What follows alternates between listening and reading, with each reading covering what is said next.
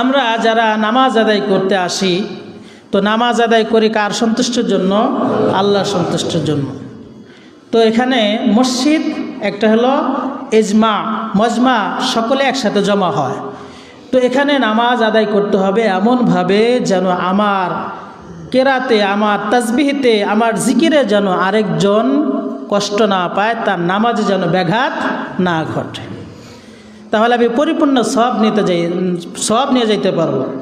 আর যদি আমি মসজিদে এসে যদি আমি ইবাদত করি এমনভাবে যে আমার ইবাদতের সাথে সাথে আরেকজন পাশের এক মুসল্লির নামাজে ব্যাঘাত ঘটতেছে, তার মনোসংযোগ নষ্ট হচ্ছে, তাহলে আমার ফরজিয়াত আদায় হবে ঠিকই, কিন্তু সাথে সাথে আমি গুনার ভাগ হইয়া মসজিদ থেকে গেলাম।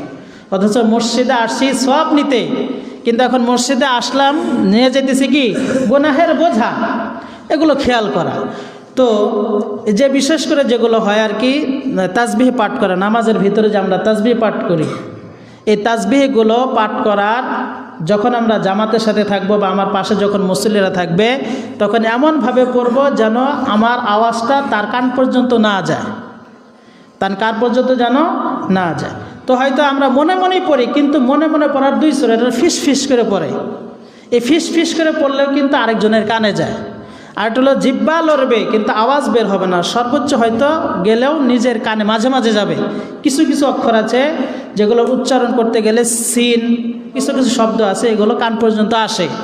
আর কিছু শব্দ আছে, কিছু অক্ষর আছে এগুলো শুধু জিব্বা লড়ালেই চলে, শুধু জিব্বা আমরা লড়াবো, কিন্তু আওয়াজটা ফিস ফিস আওয়াজ যেন কারো কাছে না যায়। আমি উদাহরণ দিয়ে বোঝাই।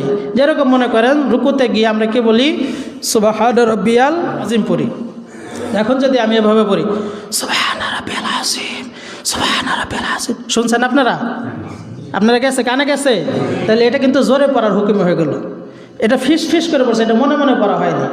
বলতে হবে এমনভাবে যেন আমি না শুনি, আমার কান পর্যন্ত যেন আসে, আরেকজনের কান পর্যন্ত যেন না যায়। তাহলে নামাজের তাসবিহ, এরপরে নামাজের সুন্নত নামাজে আমি যখন একা একা যখন নামাজ আদায় করব, তখন আমার সূরা ফাতিহাটা এমনভাবে পড়তে হবে, সূরা মিলানোটা এমনভাবে পড়তে হবে যেন আরেকজনের কানে পর্যন্ত যেন না যায়, তার মনোসংযোগ যেন নষ্ট না হয়।